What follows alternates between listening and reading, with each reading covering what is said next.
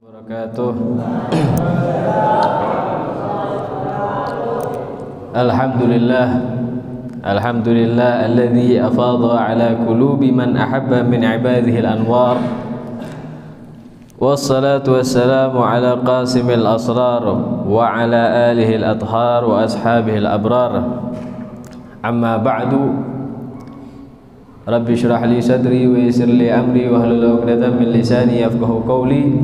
Subhanaka la ilma lana illa ma 'allamtana innaka antal alimul hakim. Faqad ruwiya an ba'dil 'arifin annahu qala anna al-gharad min al-wali huwa ad-dalala 'ala Allah wal jam' 'alayhi wa tazhid fi ma siwah. Di sini Al-Faqir saya akan menjelaskan sesuai dengan tema yang diberikan oleh panitia daripada kegiatan semacam ini, yaitu tentang bagaimana mendidiknya Imam Al-Habib Abdullah bin Alawi Al-Haddad terhadap murid-muridnya, ya, begitu juga kepada anak-anaknya, bahkan sekalipun ya orang-orang yang di situ mempunyai al-ittisal as-sanad, ya, mempunyai hubungan yang kepada beliau, yang insyaallah kita semua termasuk mempunyai hubungan dengan Al-Imam Al-Haddad melalui daripada masyayikh kita, guru-guru kita. Maka di sini ini juga khitab, ucapan seperti ini menuju kepada kita bagaimana tarbiyah yang diberikan oleh Al-Imam Al-Habib Abdullah bin Alawi Al-Haddad. Sebelum kita memasuki daripada pembahasan ini, di sini dikatakan bahwasannya apa al-gharad minal wali. Jadi kalau misalnya ada seseorang dia itu telah diangkat oleh Allah Subhanahu wa taala menjadi kekasihnya, menjadi seorang wali, apa tujuan yang harus ia lakukan dari sebagai dia itu menjadi walinya Allah? Maka di sini dikatakan, ya, tujuan yang harus dia lakukan adalah ad-dalala 'ala Allah wal jam' 'alaih. Bagaimana caranya seorang wali itu bisa memberikan petunjuk kepada mereka para manusia yang banyak lalainya, dan juga mengumpulkan mereka semua, bahkan menjadikan mereka itu untuk tidak butuh kepada seluruh apapun melainkan hanya kepada Allah. Wa hadza al-gharad minal wali. Ini termasuk daripada tujuan daripada seorang wali. Bahkan juga di sini dikatakan bahwasannya Al-Imamul Haddad di zamannya mereka para ulama menyaksikan atau menjadi saksi di zamannya Al-Imamul Haddad bahwasannya Al-Habib Abdullah bin Alawi Al-Haddad qama bidzalika khairu qiyam wa atlaqa alaihi fi hayatihi laqab. Saking beliau ini usaha yang hebat, ya, beliau menuntut ilmu dengan luar biasa sehingga beliau mendapatkan sebuah laqab. Apa itu? Sebuah pencapaian yang begitu hebat yang beliau dapatkan. Ya, apa beliau mendapatkan? Kutubud Da'wah wal Irsyad. Beliau mendapatkan laqab yang luar biasa. Ya, mendapatkan laqab yang luar biasa. Yang mana di sini dikatakan Kutubud Da'wah wal Irsyad, bisa menunjukkan bagaimana cara untuk mendakwahkan dan mengajak orang kepada jalan Allah Subhanahu wa taala, dan juga memberikan petunjuk kepada mereka. Sehingga dengan itu semua, berkat kecerdasan yang beliau miliki di dalam tadris, ta'lif dan lain sebagainya, Allah Subhanahu wa taala berikan beliau daripada sebuah laqab tersebut. Maka adapun daripada tarbiyah daripada Al-Habib Abdullah bin Alawi Al-Haddad ini sangatlah banyak sekali, ya, bagaimana beliau mendidik anak-anaknya, bahkan murid-muridnya, sampai semalam kita dengarkan, ya, kita dengarkan bagaimana yang semalam disebutkan ada 16 murid-murid beliau, semuanya menjadi orang-orang hebat, semuanya menjadi orang-orang yang dekat sama Allah, menjadi walinya Allah Subhanahu wa taala. Bahkan disebutkan oleh guru kita ada sampai 200 muridnya Al-Habib Abdullah bin Alawi Al-Haddad semuanya menjadi orang yang besar. Ini berkat daripada tarbiyah daripada Al-Habib Abdullah bin Alawi Al-Haddad. Sebelum memasuki daripada judul yang akan saya sampaikan pada malam hari ini, untuk hendaklah sementara kita merenung. Ya, merenung sebentar atas apa yang Allah Subhanahu wa taala berikan kepada kita saat ini. Apa itu Allah Subhanahu wa taala berikan kepada kita, yang mana kita berada di tempat yang mana tempat ini penuh dengan tarbiyah. Tempat ini penuh dengan tarbiyah. Beda kalau misalnya kita melakukan pembelajaran di luar. Ada banyak sekolahan, ya kalau kita pengen menjadi orang pinter, ya kita pengen menjadi orang yang luar biasa di dalam ilmu agama maupun ilmu-ilmu yang lain, cukup kita banyak di Indonesia ini banyak sekolah-sekolahan yang hebat, sekolah-sekolahan bahkan perkuliahan yang luar biasa. Akan tetapi banyak di tempat-tempat tersebut tidak bisa kita temukan tarbiyah seperti yang kita dapatkan di tempat-tempat seperti ini. Maka alhamdulillah, ya di sini kita dituntut, digembleng untuk melakukan sholat berjamaah. Coba kalau misalnya kita di rumah seminggu, mungkin hampir seminggu cuma berapa kali tok kita sholat berjamaah. Ya, nggak cuma itu saja, baca Quran, ya dan lain-lain sebagainya daripada setiap kegiatan. Akan tetapi di sini dituntut, diabsen, dibangunin, dipukul dan lain sebagainya. Tujuannya untuk membiasakan hati, membiasakan kebiasaan kita untuk bisa melakukan daripada hal-hal yang baik. Ini sebuah tarbiyah. Ya, seseorang tidak bisa menjadi orang yang mendekatkan dirinya dengan Allah kecuali dia harus ditarbiyah. Maka Al-Habib Abdullah bin Alwi Al-Haddad ketika beliau banyak di antara kitab-kitab beliau yang menerangkan tentang bagaimana mendidiknya beliau kepada murid-muridnya, maka di sini kita mengambil hanya dua mabahas, yaitu dua pembahasan tentang daripada pendidikannya Al-Habib Abdullah bin Alwi Al-Haddad. Ya, untuk mempersingkat waktu, yang pertama adalah tarbiyatul Habib Abdullah bin Alwi Al-Haddad fi hifdzil qulub minal wasawis wal afat wal khawatir sayyi'ah. Yang pertama adalah bagaimana Habib Abdullah bin Alwi Al-Haddad mendidik muridnya di dalam menjaga hati-hatinya daripada bisikan-bisikan, ajakan-ajakan, lintasan-lintasan yang buruk, yang tidak bagus. Sebagaimana ini mungkin telah kita pelajari dengan guru kita yang mulia Syekh Sameh Al-Kuhali dari pagi tadi sampai siang sampai sore tadi. Jadi mabahas yang saya tulis itu udah dijelaskan semua sama beliau dari subuh, siang, sore. Ya, insya Allah mungkin kita udah memahami, tapi supaya lebih kuat lagi pemahaman kita, insya Allah nanti akan saya jelaskan dalam sesingkat-singkatnya.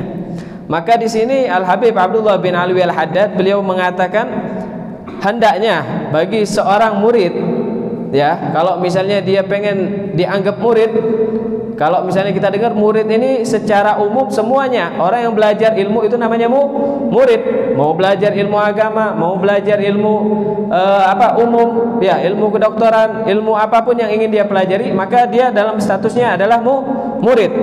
Maka adapun yang dianggap oleh Al-Habib Abdullah bin Alwi Al-Haddad di sini, murid itu siapa? Orang yang ingin mendekatkan dirinya kepada Allah, enggak cuma belajar, enggak cuma menghilangkan kebodohan, enggak cuma dia itu ingin memahami daripada ilmu, akan tetapi dia tujuannya pengen dekat dirinya dengan Allah, pengen dekat dirinya dengan Nabi Muhammad SAW, bahkan dengan para sahabat, para aslaf dan lain sebagainya. Bagaimana caranya? Nah, Imam Al-Haddad mengatakan hendaknya dia berusaha semaksimal mungkin untuk menjaga hatinya daripada bisikan-bisikan yang jelek, yang buruk. Bahkan enggak cuma itu saja, dia juga harus mendirikan di dalam dirinya itu sebuah penopang yang sangat kuat. Sebagaimana tadi siang sudah dijelaskan, ya, untuk mencegah hal-hal tersebut, hal-hal yang tidak baik yang bisa masuk ke dalam hati daripada seseorang tersebut. Ya, tadi dijelaskan oleh Syekh Sami bahwasanya hati ini adalah sesuatu yang paling mulia yang dimiliki oleh manusia. Diibaratkan seperti sebuah mahkota berlian emas, harganya mahal. Ente punya emas, ente punya berlian, apakah ente taruh di sembarang tempat? Ya nggak mungkin, pasti diambil orang, ya nggak? Begitupun juga ente punya hati, harusnya ente pakai hijab, bukan dipakein kerudung, bukan, enggak, ya. Akan tetapi dikasih penopang atau penutup dengan cara untuk tidak masuk di dalamnya daripada sifat-sifat yang bagus, sifat-sifat yang jelek. Ya, maka di sini juga dikatakan bahwasanya hendaklah orang tersebut berusaha dia itu membersihkan hatinya. Kenapa? Karena hati ini adalah tempat pandangannya Allah Subhanahu wa taala. Dari apa? Daripada syahwat-syahwat duniawi. Ya, keinginan-keinginan duniawi, kemudian dari rasa dengki, dari rasa iri hati, tipu daya terhadap semua orang muslim, ya, buruk sangka kepada mereka. Itu semua hendaknya dihindari daripada hati-hati kita tersebut. Kemudian Imamul Haddad juga mengatakan, ya, ketahuilah bahwasanya wahai murid, anna lil qalbi ma'asi. Ya, sesungguhnya terdapat di dalam hati itu ada sebuah maksiat, yang mana ini maksiatnya lebih jelek, lebih buruk, lebih rusak daripada maksiat jawarih. Apa itu jawarih? Anggota tubuh. Kalau misalnya ada orang maling, maksiat bukan? Maksiat. Ya, ada orang menampar, nempeleng orang, maksiat bukan? Maksiat. Ya, ada orang ngomong kotor, maksiat bukan? Maksiat. Ya, apalagi ada orang nendang temannya, lagi tidur ditendang, ya, dan lain sebagainya, maksiat bukan? Maksiat. Tapi kata Imamul Haddad, ini ada di dalam hati terdapat maksiat yang lebih dahsyat, yang bisa merusak orang tersebut. Ya, udah kita pelajari tadi sore, apa itu al-kibir war riya wal hasad. Sombong, kemudian riya. Apa itu riya? Ya, pengen dilihat orang di dalam melakukan amal kebaikan, dan juga al-hasad. Ya, kita untuk mempersingkat waktu lagi kita percepat. Ya, adapun kibir itu, nah di sini dikatakan oleh Al-Habib Abdullah bin Ali Al-Haddad, sesungguhnya sifat kibir, sombong itu, ya, apabila dimiliki oleh seseorang, ada orang sombong, ini menunjukkan bahwasanya orang ini orang yang paling bodoh. Ya. Dan juga orang ini adalah orang yang paling al-jahala wal ghobawah. Bodoh di atasnya bodoh. Ya, apa bahasanya? Cari di Google kalau nggak tahu. Ya, bahasa di atasnya yang paling bego, paling bahlul. Nah, ini orang mempunyai sifat sombong. Kenapa? La wa kaifa yaliku takabbur? Bagaimana ini orang pantas untuk sombong sedangkan dia ini dilahirkan dari nutfah madhirah, ya, dari cairan yang menjijikkan, cairan yang hina. Ya, kita semua ente ada keluar dari sini dari air zam-zam? Gak ada. Semuanya keluar dari air yang menjijikkan, yang kotor. Ya, terus ente merasa, oh, anak-anaknya fulan, oh, anak-anaknya Habib fulan, oh, anak-anaknya ini donatur fulan, ngerasa hebat, ngerasa ini.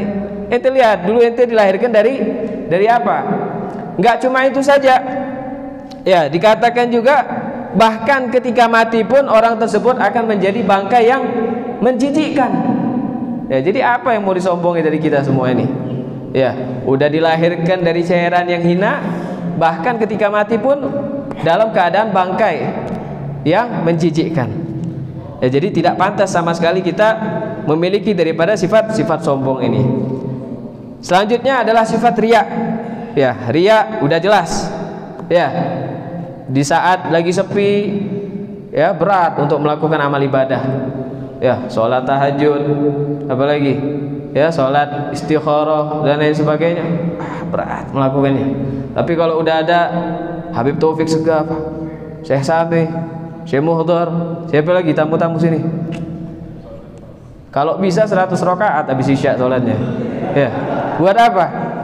Biar dilihat, oh, anak talib ilm ada, santri Syekh Sabi, semangat orangnya. Nah, ini udah jelas-jelas dia. Ya, ataupun misalnya, ya, dia sholat tahajud dalam keadaan sendirian, jam 3, setengah 3 dia bangun, sholat tahajud dia di masjid, nggak ada yang lihat sama sekali, khusyuk dia sholat, hudurul qalb, semuanya lengkap. Subuh habis majlis sama temannya, ente nih kalau bisa sholat tahajud. Ya, mulai dari sekarang. Ana bukan apa ya, ana nih sebenarnya ana alhamdulillah tahajud sampai nikmah. Ana semalam habis sholat tahajud ana. Nah, ini Ini udah bener dia, bagus sudah sholatnya, tapi karena dia ceritakan menjadi ria. Nah, ini banyak yang terjadi di antara kita. Nah, hendaknya kata Imamul Haddad, kalau misalnya kita pengen jaga hati kita, karena hati ini adalah barang yang mulia yang dimiliki oleh orang-orang muslim, ya, kita mempunyai barang yang mulia, hati tersebut. Nah, jagalah daripada sifat-sifat seperti ini. Kemudian yang ketiga adalah al-hasad, ya, rasa hasud. Udah dijelaskan juga, ya, sebagaimana tadi kita dengarkan bahwasanya orang yang mempunyai sifat hasud ini seakan-akan dia menantang daripada apa yang ketetapan Allah Subhanahu wa taala. Melihat temannya mendapat barang baru, barang bagus, ya, ngerasakan nggak terima di dalam hatinya. Padahal kalau ketemu ngomong, oh itu dapat barang baru, masya Allah, alhamdulillah, ya, hanunya begitu. Tapi di belakangnya dalam hati, kenapa dia ini bisa dapat barang baru? Ya, akhirnya barangnya, gimana caranya barang dia ini bisa hancur atau hilang? Nah, ini termasuk daripada salah satu daripada sifat hasud. Ya, dia tidak menerima ketetapan yang Allah berikan atas sebuah nikmat kepada seorang hambanya tadi. Ya, kemudian juga dijelaskan, ya, hasud ini terbagi menjadi dua. Ada orang hasud terhadap hal-hal perkara-perkara yang di situ ternilai duniawi sifatnya, seperti jabatan, harta dan lain sebagainya. Ini udah jelas, ya, udah jelas. Atau menurut kita hal yang wajar, ya, hal yang wajar. Walaupun itu tidak patut untuk kita mempunyai sifat seperti itu. Artinya harus dijauhi daripada diri kita, hati kita, daripada sifat-sifat seperti itu. Yang lebih parah lagi, ya, udah dijelaskan sama Syekh Samih, dia seorang talibul ilm, ngerti tentang ilmu, ya, belajar tentang ilmu, tujuannya sama, untuk memberikan hidayah kepada orang, mengajak orang dalam kebaikan. Di saat dia melihat temannya itu mempunyai majelis besar, ya, umat yang banyak, sedangkan dia cuma umatnya sedikit toh, cuma 5 orang, ya, kemudian dia gak terima, ya. Nah, ini termasuk orang yang mempunyai sifat hasud. Ya, kita ambil contoh misalnya, ya, daripada, ya, mudah-mudahan kita doakan seperti Al Habib Ali Al Khairit, ya, beliau punya majlis besar misalnya di Madura. Habib Ali Khairit punya majlis, masya Allah, luar biasa, ya, luar biasa majlisnya misalnya. Di situ juga ada Al Habib Sholeh Al Atos di Bogor, majlisnya juga luar biasa. Tapi lebih banyak majlisnya Al Habib Ali Al Khairit. Ini dua orang belajar sama di Ribat Markaz Al Adni, belajar sama, mutolaah bareng, luar biasa, ya. Tapi Habib Ali lebih masya Allah, majlisnya lebih besar. Habib Sholeh sedang. Bagaimana kehidupan atau sosialnya daripada Al Habib Ali ini? Karena beliau sudah belajar bagaimana tarbiyah Imamul Haddad, tahu beliau sifat yang buruk daripada sifat hasud itu gimana. Maka ketika dia melihat bahwasanya Habib Sholeh ini masih perlu bantuan, ya, daripada dakwah untuk diramaikan lagi, maka beliau suruh murid-muridnya untuk berangkat ke majlisnya Habib Sholeh. Masya Allah, ta'awanu 'alal birri wat taqwa, ya, saling membantu dalam kebaikan. Nah, ini menjauhi daripada sifat hasud. Tapi kalau misalnya udah dengki, udah iri, udah mempunyai sifat hasud ini, udah gak terima dia. Oh, ente mau kemana? Majlisnya Habib Sholeh? Jangan, gak bagus itu. Majlis ana lebih afdol ente hadir daripada majlisnya dia. Nah, jelas ini, ya, sifat hasud ini, ya, dan lain sebagainya. Ini nggak wajar. Kenapa? Tujuan niat yang sama, pengen mendapatkan, membawa umat ke dalam hidayah, petunjuk kepada Allah, tapi dengan cara yang salah, karena di situ ada sifat-sifat yang tidak pantas untuk dimiliki. Yang terakhir di sini tarbiyah yang kedua daripada Al Habib Abdullah bin Alwi Al Haddad, yaitu adalah fi sabri ala adzan nas wal hadar min fitnatihim. Ya, di sini anjuran Imamul Haddad kepada kita, ya, kita anggap dirinya kita ini mendapat khitab dari Imamul Haddad. Bagaimana kita menjaga di saat ada orang yang mengganggu kita. Apa anjuran Imamul Haddad? Hendaknya engkau sabar di dalam mendapatkan daripada gangguan daripada mereka, orang-orang yang di situ selalu mengganggu engkau. Maka di sini dikatakan, ya, mungkin berapa banyak daripada mereka para makhluk, ya, para manusia, pasti mereka itu pernah yang namanya ditimpa oleh gangguan, ya, diganggu, apalagi dilempar misalnya, ya, di khoza, di khoza itu dikata-katain, diejek-ejek. Ya, kalau misalnya ada gelar yang tidak enak disebutkan nama gelarnya. Nah, ini gangguan-gangguan seperti ini, apa Imamul Haddad mengatakan hendaknya engkau sabar. Kalau misalnya engkau tertimpa daripada sesuatu seperti itu, maka hendaknya engkau sabar, kata Imamul Haddad. Kemudian sabar toh, apa sabar aja? Enggak. Akan tetapi juga meninggalkan pembalasan terhadap mereka. Ya, diejek, dihina, sabar, tapi dalam hati tunggu aja ente, kalau ana udah ini siap-siap ente habis ini. Nah, ini ada pembalasan, ya, ada al-mukafaah. Imamul Haddad mengatakan sabar, tapi tarkil mukafaah, harus tinggalkan yang namanya pembalasan daripada kedengkian dan perbuatan jelek daripada mereka. Kemudian juga di sini dikatakan hendaknya berhati-hatilah daripada doa yang tidak baik terhadap orang yang mengganggumu.